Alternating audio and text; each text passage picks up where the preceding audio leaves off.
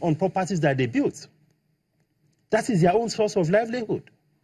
Now, with this kind of tax... those property are leased out on rent. On leased out on rent. You have to pay tax, whether you're a pensioner or not. You are only exempted if it's owner-occupier.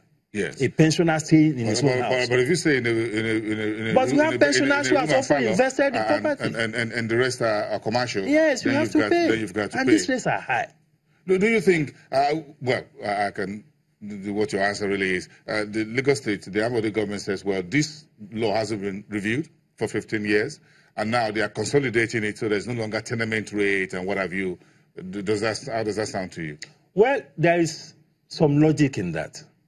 If you haven't reviewed the rate for over 10 years, you stagnate the rate and you have inflation, in real terms, the value will have also reduced. I agree with that. But who do you hold responsible for that kind of stagnation? And how do you now come and say that you want to make up for the stagnation of over 10 years in a single step? I'm just going to ask one question, and if anyone has an answer, that a state that is foremost to Nigeria and the fifth largest economy in Africa has a land use law that was not reviewed for upward of 15 years. That's a governance issue. Who is in charge of the land ministry in Lagos for 15 years? And I'm sure 15 years is about 3 past administration, that this law hasn't been reviewed, and now... And there's a provision even in the law that every 5 years there will be a review. But for some reasons, there was no review. So there was no review. So it's now been brought forward, right? Yes, but the shock on the system is a lot. That's the point. Well, if you haven't reviewed for 15 years and you now want to do a cumulative review in a single step, the shock is too much. Both on businesses and on citizens. Do you have any issue with the timeline of when this law would you be asking for, or were you asking last week for a moratorium, say perhaps whether it will take effect in the year 2019, 2020? No. What we were asking for is a total review. First, to put this on hold. Let's do a quick review, consultation and all of that, and come up with something that will be acceptable. Which, so suppose, carefully cut in there. None, you were not, your chairman was not consulted. Not sure who was consulted before. There was no sufficient consultation. What do you mean by sufficient consultation? No, let me tell you. There are some members of the private sector that attended the public hearing, because the consultation normally should have taken place at the House of Assembly.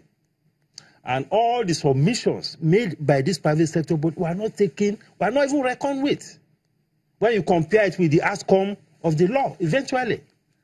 So it was as if the House of Assembly has also made up its mind what it wants to do. I know for some of these things, some of these public hearings sometimes are just to fulfill unrighteousness. When already the House or whatever knows exactly the government has made up its mind on what to do. Or what not to, what not to this is not a good time, even from point of view of strategy. This is not a good time to come up with. Why is it not a good time? Election is around the corner. The economy is depressed.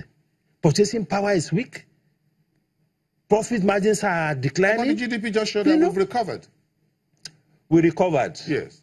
It depends on the source of the recovery. Look at the numbers. Look at the source of the recovery. The major drivers of the recovery is the oil sector. The non-oil sector is still grappling with a lot of problems. Some components of the non-oil sector are also still in negative as we speak. They are still in negative territory, which means that there are some components of this economy that are still in recession, practically speaking. Lagos is also planning vehicle licensing fees, driver's licensing fees that will go up. Then the Lekki toll gate also raises ticketing charges. Do you think overall Lagos is becoming more difficult to work, live and play in? You see, it's becoming more difficult.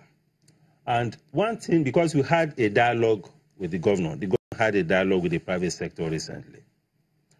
I must acknowledge the fact that he said that there is room for dialogue on this matter. So that is a source of comfort for us. He said it openly that the whole thing is open to dialogue. So we must commend that. Secondly, the governor also emphasized the need to create jobs.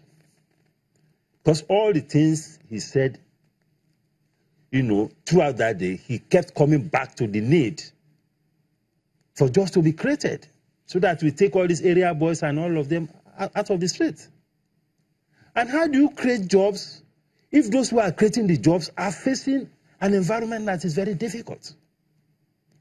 In other climes, in order to create jobs, you stimulate investment. You encourage those who are investing. One major challenge we face with taxation in this country is that we are overtaxing those who are investing.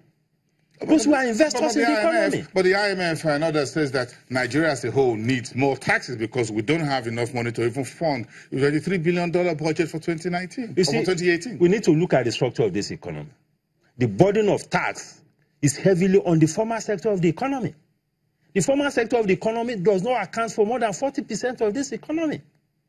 So what is your strategy to get the other sector, the informal sector, and those who also make huge sums of money that are not already in the tax net? We will have more time to discuss this. You're sticking around for this conversation. I saw the conversation is already out there on Twitter, and some folks are asking if I'm on the side of the Lagos State government on this issue. It looks like I'm arguing for Lagos State government. Let's come back to you, everyone, after the break, or you will find out on whose side I am.